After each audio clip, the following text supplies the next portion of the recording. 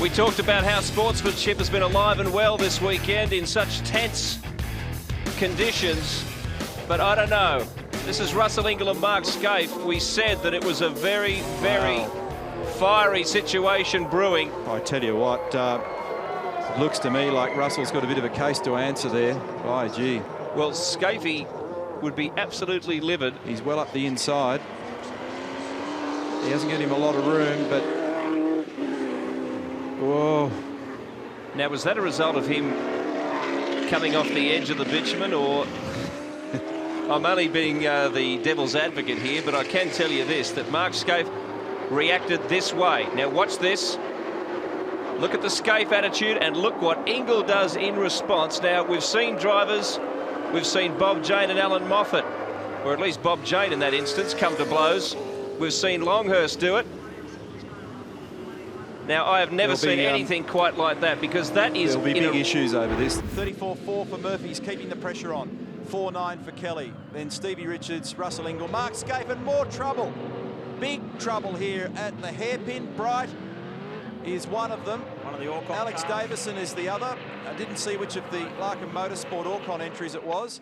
What a day of drama. Sounded like Roland Dane getting on the radio. Zinger replay to tell us what happened in turn 9. So contact between Steve-O and Jason Bright, and then everybody else just tripped over it. Now, the interesting thing there is that Brighty's just run into one of his own cars. Yes, he has.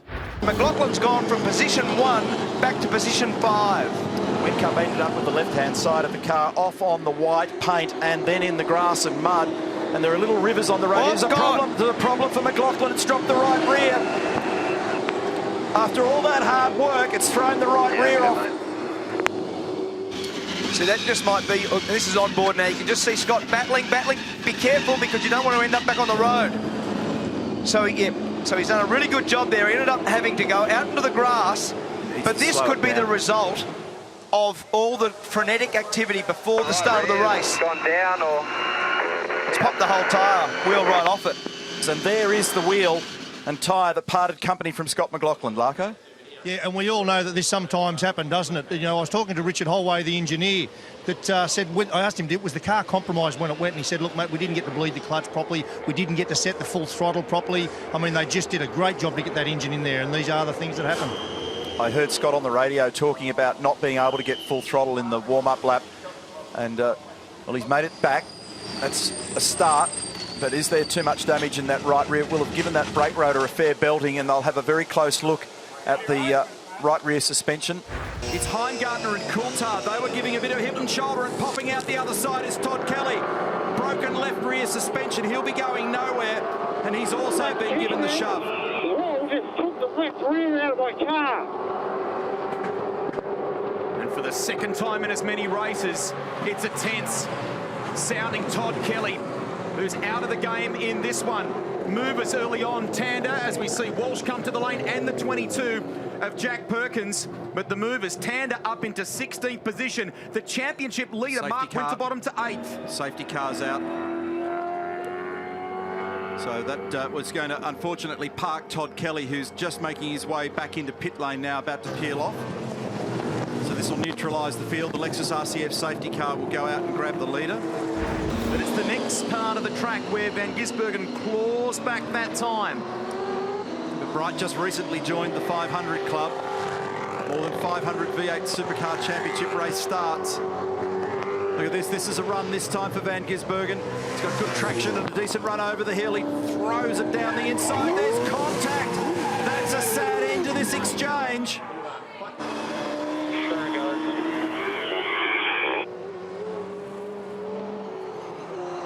Just like yesterday with that incident with Garth Tander, he kept the foot on the gas, Bright, trying to keep it pointing in the right direction. So how will that be viewed? Oh, that's a real shame. Very disappointing for all parties there. And see, Bright, I think, has actually done the short shoot and gone on the little track joiner there. Yeah, so that's the short circuit that Craig Lowndes won here 1996 on that circuit, Australian Touring Car Championship race. That's the reason why Jason's popped up where he is. And look at the rear wing on the back of Todd's car. That's not nice. The centre of pressure on that car is going to move dramatically forward, which is going to make it really hard to drive and actually worry about whether that's going to come unglued. I wouldn't want... It has, right now. So, good call. That wing has come off there, and that might cause a safety car because you're going to have to be able to run out. There's going to be a big crash. Oh, he's off the road, so he wouldn't have known that that had taken place. So he went off, but he didn't make contact with the fence. But I think, given that the wing is on the road there, you're going to have to call a safety car and get that off the road. Check this out, and he is spinning off the end of the main straight with no rear downforce. Remember, that car's probably got, they've roughly got 355 kilos of total downforce, but a lot of that, 2/3 of it, comes from the back. 14 seconds is the gap between Whincup and McLaughlin, and McLaughlin has put up a vigorous battle to get onto that podium. He's cleared out now from Mostert. Mostert over Reynolds, Reynolds over Waters, and Van Gisbergen is now at a quiet run after that difficult opening lap where he dropped from the front row of the grid and dropped down the order. Shane is now in 7th position. Here's Nick Percat.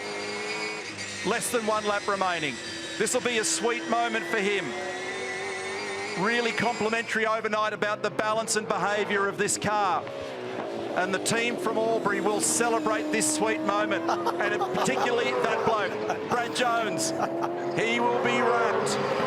He's a board member at Supercars. He's a commission member of Supercars. He's a team owner operating a fistful of Supercars and Dunlop Super 2 and Super 3. It's a big commitment to motorsport for Jones, and the commitment for him will now be rewarded. And this is what we want to see. The other teams throwing punches at the 2 big operations that have done so well in the recent past. 2 corners remain now for Nick Percat. The Dunlop Super Dealer entry comes out of the final corner. Nick Percat grabs gears. He looks in the mirror. And what great success for Percat at Sydney Motorsport Park.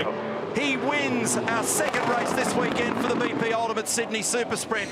Well done, BJ. Well done, Nick Percat. And nice camera work, Larko.